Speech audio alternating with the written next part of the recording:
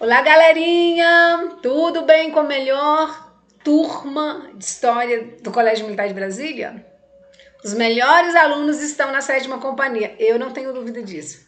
Você tem? Não é para ter. Tá bom? Vamos lá, eu sou a Tenente Silvana. É um prazer estar com vocês e teremos mais uma aula, mais uma aulinha aí de extra. Essa será a nossa retificação, né? Da aprendizagem, faremos aqui a retap da AP3. Então não perca nada, te liga, te conecta com a aula, te conecta contigo mesmo, te concentra e vem com a professora, porque nós faremos rapidinho essa retap, 15 minutinhos, no máximo 20. Eu acho que nem chegaremos nesse tempo todo, porque foi uma prova bem pequenina. Olha só, retap da nossa avaliação parcial 3. Eu sou a Tenente Silvana, componho a equipe de História do 7º ano e estamos na semana 15. Sem delongas, vamos entrar então lá na retap. A questão 1 era uma questão de resposta, né? Você precisaria marcar, escolhendo aí entre as múltiplas escolhas presentes, qual era a resposta correta. Havia um texto ali iniciando e o item dizia o seguinte: no início do século VIII, os muçulmanos invadiram a Europa e passaram a controlar a Península Ibérica, onde se encontravam Portugal e Espanha. Depois transpuseram a região montanhosa dos Pirineus, chegaram à Gália e foram derrotados em 732 por Carlos Martel na Batalha de...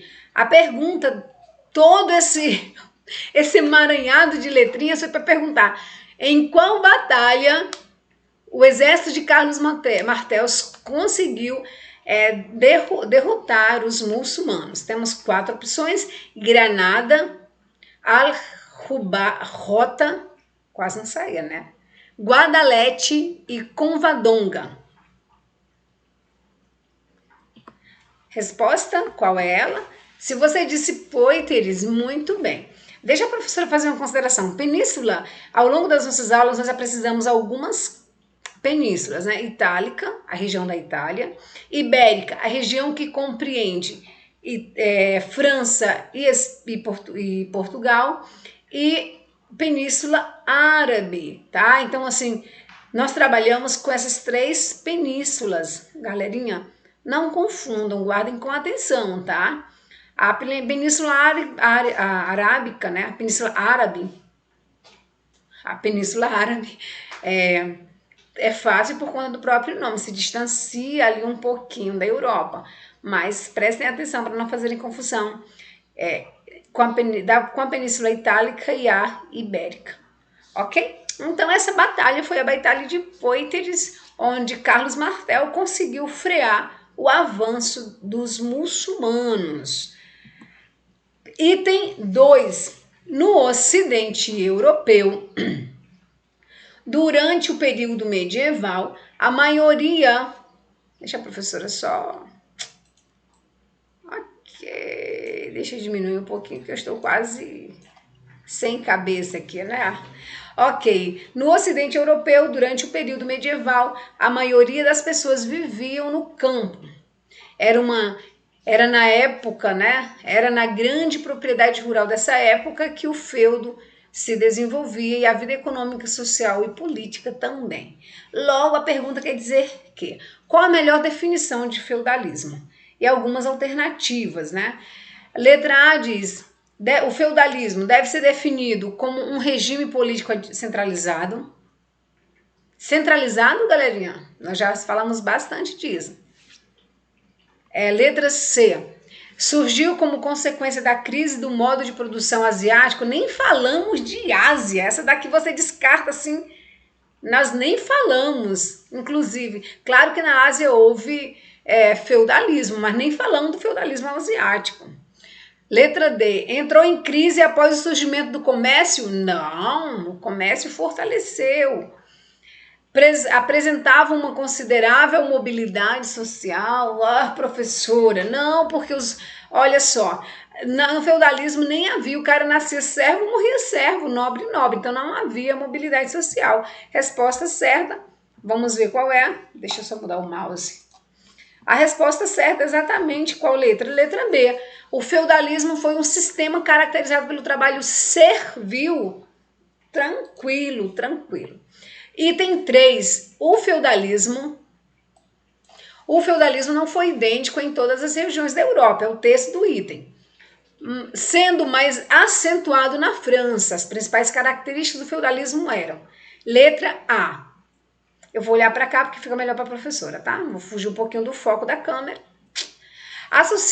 O feudalismo, as principais características, né? Que é a pergunta proposta no item. Quais eram as principais características desse feudalismo? Letra A, sociedade de ordens, economia levemente industrial.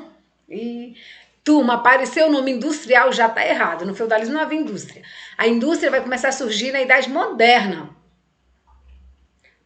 Apareceu feudalismo, indústria, tá errado o texto, não existe indústria. Era trabalho servil e agrário no feudalismo. Unificação política e mentalidade impregnada pela religiosidade. Então, o que torna a questão errada é economia industrial. Isso está errado.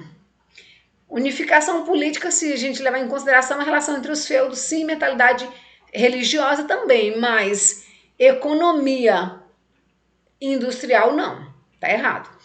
Letra B, sociedade estamental, certo.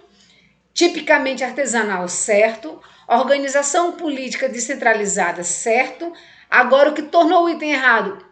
A ausência do cristianismo, errado. O cristianismo esteve presente, inclusive orientando ali as decisões de muitos senhores feudais. Letra C. Acompanha com a professora. Sociedade de ordens, certo. Economia terciária, errado. Competitiva, errado, não havia competição. Centralização política, errado, era descentralizada. Mentalidade voltada apenas para o prazer, muito pelo contrário. Está tudo errado no item C. Mentalidade religiosa. Letra D vai ser o item correto, depois a gente examina. Vamos lá, item E. Sociedade estamental, certo. Economia voltada para o mercado externo, errado. Fragmentação política, errado. E ausência de mentalidade religiosa. O item E está todo errado. Caso você fosse marcar, o mais próximo seria a letra A ou a letra B, porque tem mais questões erradas. Fica até a dica, quando você for examinar na E uma questão desse tamanho, examine por pedacinho, por exemplo. Como a professora está fazendo, está treinando vocês. Ó, sociedade de ordens, aí você pensa, a Idade Média era sociedade de ordem, então tá certo. Economia terciária, não era terciária. Ok. Era competitiva? Não havia indústria, não havia mercado, não havia mercantilismo, não havia capitalismo, não havia nada, então não havia competição. Centralidade política? Não, havia descentralização, o rei governava assim como os nobres. Então examine as questões, turminha, por pedaços. Fica mais fácil, assim você não erra. Ficou a dica? Gostou? Vamos examinar a D? Vem com a professora, por favor. Sociedade de ordens, correto. Economia agrária, correto. E autossuficiente, correto. Fragmentação política e mentalidade influenciada pela igreja, sim. Nessa fragmentação política, você pode entender descentralização? Pode. Por isso que aqui em cima, a fragmentação política também foi considerada correto. Ok? Sem delongas, vamos avançando então para o próximo item, seria o item 4. A talha e a corveia. Item 4. A talha e a corveia eram duas obrigações servis, se recordam? Com os senhores feudais. Aqui apareceu a palavra obrigação, mas entenda imposto. Dentre as alternativas abaixo, assinale a que apresenta a definição correta desses dois impostos ou dessas duas obrigações que os servos possuíam com os senhores feudais, tá? Lembrando que o termo aqui escrito como obrigação, entenda-o como imposto. Faça até essa observação no seu post-itzinho. Caso na prova apareça obrigações e servis, entenda essas obrigações e servis como impostos, galerinha, é sinônimo. Vamos lá. Letra A. A talha era uma obrigação servil em que os camponeses deveriam trabalhar de graça para o senhor feudal. A corvéia era uma taxa em que os servos pagavam pelo uso do forno e do moinho. Letra B. Ai, meu Deus. Deixa eu clicar aqui. Letra B. Pai eterno. A talha era uma obrigação em que os servos deviam dar 10% da produção para os senhores feudais. A corvéia era um imposto de transmissão de herança? Não, nada de transmissão de herança. Já está errado, não falamos disso em nenhum momento da aula. Letra C. Letra D. A talha era uma taxa que o servo pagava quando se casava? Não. Tinha nada a ver com casamento. Já está errado, não vamos nem continuar discutindo isso. Letra E. A talha era uma taxa paga ao senhor feudal pelo uso dos celeiros, fornos e moinhos. A corvéia era uma taxa entrega, né, ao senhor feudal, como parte dos produtos agrícolas que cultivavam ou dos animais que criavam. Olha a letra E, a letra C. A taxa era entrega para o senhor feudal como parte dos produtos agrícolas que cultivavam e dos animais que criavam. A talha. Ok? A corvéia era o trabalho no manso senhorial, gratuitamente 2 ou 3 dias por semana, tá bom? Vamos lá. Lembrando que o terceiro imposto que não aparece nessa relação é a banalidade. Então, era talha, corvéia e banalidade. Lembrando que, para efeito de prova, o dízimo é um tributo. Tributo pago à igreja. Vamos lá, item 4, item 5, né, galera? Quais são os 3 estamentos da sociedade feudal ordenados dos mais aos menos poderosos? Então, a resposta, além de querer de você, que você identifique quais eram as 3 classes sociais, ou as 3 divisões, ou as 3 hierarquias, ou os 3 estados, ou estamentos, tudo isso são sinônimos que caracterizam essa sociedade feudal, medieval, dividida, né, rígida, como a professora colocou na aula passada, engessada, ou seja, que não havia nela mobilidade social. Lembrando que além de você precisar identificar quais eram essas 3 ordens, você precisa colocar ela ordenando da mais ou menos poderosa. Olha só, vamos logo apresentar a resposta.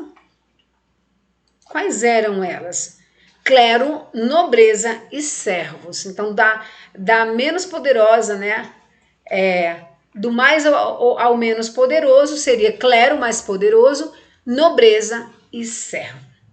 Servo, nobreza está errado, vilões, aldeões e nobreza está errado, rei, nobreza e trabalhadores está errado, rei, vilões e aldeões está errado. Por que, Clara? Porque quem estava no topo dessa pirâmide social na Idade Média era a Igreja Católica. Ela estava no topo da pirâmide social, abaixo da igreja vinha a nobreza e abaixo da nobreza vinham os servos, sendo que esses servos estavam divididos em outras categorias, podendo ser escravos, vilões ou servos livres. Ok, galera? Então, no topo, do mais ao menos poderoso, igreja, nobreza e trabalhadores.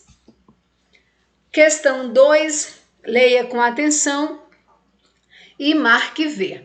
Tem um texto inicial e o texto você está acompanhando com sua prova, né? Ele vai dizer que a influência da igreja pode ser explicada pelo fato de ela ter sido uma das poucas instituições que não se desintegraram ao longo do processo, né, de dissolução do Império Romano do Ocidente. Em palavras simples, o Império se dissolveu, mas a Igreja Católica permanece a mesma instituição desde o passado. Além da autoridade espiritual, a Igreja foi conquistando um excessivo poder material, riqueza. Isso porque muitos dos sacerdotes, esse era o texto motivador da pergunta, tá? Texto motivador da pergunta. Isso porque muitos sacerdotes e congregações religiosas enriqueceram com as doações feitas pelos fiéis, aquilo que a professora chamou de dízimo, que acreditavam obter com isso a salvação da alma. Calculava-se que os membros da Igreja Católica calcula-se, desculpa, a controlar um terço das terras cultiváveis, é uma informação importante, da Europa Ocidental. No tempo em que o predomínio da economia agrária, a terra representava a sua principal riqueza. Veja, o que o texto está dizendo é que a igreja não se desintegrou depois da queda do Ocidente, do Império Romano do Ocidente, acumulou riquezas e o professor Gilberto Cotrim está dizendo ainda mais, que essa riqueza se dava muito porque ela possuía terra, e a terra era o bem mais economicamente importante, era o bem mais precioso, né? A riqueza mais, o produto mais caro, por assim dizer, e a igreja possuía muitas terras, logo por isso ela se torna uma grande senhora feudal. E aí você precisa pensar sobre a igreja católica. Julgue o item. Então, todo o item 6 é sobre a Igreja Católica. Vamos examinar, então. Deixa a professora ficar aqui no cantinho, só de olho em você. Vamos lá? Letra A. Aproveitando-se da expansão do cristianismo, observada durante o fim do Império Romano, a Igreja alcançou a condição de principal instituição a disseminar e refletir os valores da doutrina cristã. Você precisa julgar cada item, se esse item é verdadeiro ou se esse item é falso. O item 6 não é de múltipla escolha, tá, galerinha? Você precisa dizer se está certo ou errado. Letra B, você precisava na prova, né? Através da concentração, deixa a professora aumentar um pouquinho, para enxergar melhor, né? Através da concentração de seus princípios e da formulação de uma estrutura hierarquizada, ou seja, que tinha uma hierarquia, a igreja teve condições suficientes para alargar o seu campo de influência durante a Idade Moderna. Letra C. A própria existência do celibato foi um importante mecanismo para que a igreja conservasse seu patrimônio. O crescimento do poder material da igreja chegou a causar reações dentro da própria instituição. Tá verdadeiro ou falso? Vamos já ver depois da leitura dos itens. D. A igreja também sofreu com manifestações dissidentes. Alguns deixaram a igreja, né? Por outro lado, as heresias, seitas e ritos pagãos interpretavam o texto bíblico de forma independente ou não reconheciam o papel sagrado da igreja. E no topo da hierarquia da igreja medieval estava o Papa, o chefe da igreja que comandava a cristandade. Vamos ver? Então, quais são as respostas? Certo, a letra A está certinha. Curtiram a mãozinha? Gente, a professora gastou um tempo procurando essa mãozinha, sabia? Gastou um tempo procurando esse adesivo. Letra B, errado. Letra C, correto. Letra D, corretinho. E letra E, também. Curtiram? A professora super curtiu. Parece uma cobertura, né, essa mãozinha? Muito legal. A letra B está errada por quê? Porque essa informação de idade moderna tinha que ser idade média, durante a Idade Média. Está errada somente por isso. Vamos avançar então. Já sacaram, então, o que está em amarelo está errado. E nós vamos já observar. A letra A está correta. Vamos ver se está correta ou não. A pergunta, você vai precisar, lendo o texto, né, discutir as características do Renascimento. Eu trouxe outro adesivo. É de uma abelhinha, muito legal. A letra A está correta. A abelhinha está dizendo, 2 curti para você, você acertou, 2 legais. O feudalismo surgiu da síntese dos elementos da sociedade romana em processo de mudança com os elementos da sociedade germânica. Certinho, gente, certinho. Deixa eu mudar aqui. Ok. Letra B, vamos ver se ela tá certinha? Legalzinho, estão curtindo? Essa abelhinha é muito simpática. Ok, os camponeses se submetiam a um senhor feudal porque, por sua vez, era vassalo de outro senhor superior, né? Assim por diante. Lembrando que era uma hierarquia. Um senhor feudal, né, podia ser vassalo de outro e assim sucessivamente, mesmo não tendo vassalo apenas o rei. Assim, no topo da hierarquia encontrava-se o monarca, e essas relações eram denominadas suzerania e vassalagem. Perfeito. Lembrando que entre aquelas categorias de trabalhadores, o vilão era um trabalhador livre, se recorda? Logo, ele podia ter um vassalo. Quem seria o vassalo entre os trabalhadores? O escravo. Então, dentro da mesma ordem que seria dos trabalhadores, dentro daquele estamento, aquele trabalhador podia ter um vassalo. E quem seria o vassalo do trabalhador, do vilão? O escravo. Porque, embora estejam todos dentro daquele estamento de trabalhadores, o vilão é um trabalhador livre e o escravo é um trabalhador não livre. Então, logo, o escravo é inferior ao vilão, mesmo estando dentro daquela terceira divisão da pirâmide da sociedade medieval. Letra C. As relações sociais de produção se desenvolveram em torno da terra como parte de uma economia predominantemente agrária? Certinho, a abelhinha tá aqui super sorridente para vocês. Vamos ver qual vai ser a carinha da abelhinha?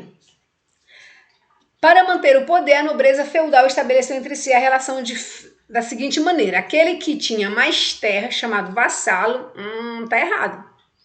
É o contrário, né? O que tinha mais terra era o suzerano, ou seja, era o senhor. Para efeito de prova, lembre-se, suzerano, senhor. E a nossa abelhinha vai dizer, pum, tá errado, né? Nada disso. Por que está errado? A letra E está errada porque na Baixa Idade Média, o erro da questão apenas está nisso, né? Porque essa Baixa Idade Média é quando ela entra em declínio e o comércio vai se fortalecer a partir do século XII. Ficou claro, galerinha? Então, o erro do item está aí nesse pedacinho. Por isso que na hora da prova, façam uma prova com muita atenção. Então, a abelhinha vai ficar triste e botar uma plaquinha vermelha para vocês. E a letra F está corretíssima. Não tem o que discutir. O feudo era uma unidade de produção, unidade produtora agrária. Letra E, nós temos um texto, né, sobre as cruzadas e você vai precisar julgar esse texto, tá bom? Vamos lá, vamos julgar o texto. O objetivo das cruzadas era libertar os cristãos e os lugares considerados sagrados. A letra A está corretíssima, nossa abelhinha já está dizendo por quê, não tem nenhum erro. O único erro está na questão D e nós vamos ver exatamente isso. A letra B está corretinha, não tem nenhum erro, né? Os participantes das cruzadas recebiam incentivos, indulgências, perdão dos pecados, proteção da família, perdão de dívidas. Os nobres financiavam as expedições, organizando transporte, armando os exércitos, em troca também de perdão. Lembrando que foi o Papa Urbano II quem organizou essa expedição. A letra C está certinha. Havia uma motivação religiosa que envolvia também, que havia por detrás interesses econômicos e sociais. E a letra D, que está errado, o erro dela é que as conquistas cristãs no Oriente duraram pouco. Então, a nossa abelhinha vai dar um pé aqui de errada a resposta, tá? Uma plaquinha. Por quê? Porque as conquistas cristãs no Oriente duraram pouco, pois os territórios foram sendo reconquistados pelos muçulmanos a partir do século XIII. Os ressentimentos entre cristãos e muçulmanos permaneceram até hoje e ainda são usados como objetivos políticos. Então, o erro da questão é que as cruzadas ocorreram no Oriente, então a expressão Ocidente anula todo o item, ok? E é isso aí, a professora se despede de vocês, desejando uma feliz prova e super pedindo que façam-na com muita atenção. Um beijo no coração de vocês, fiquem bem, fiquem em paz e eu estou aqui na torcida para que tenham bastante sucesso.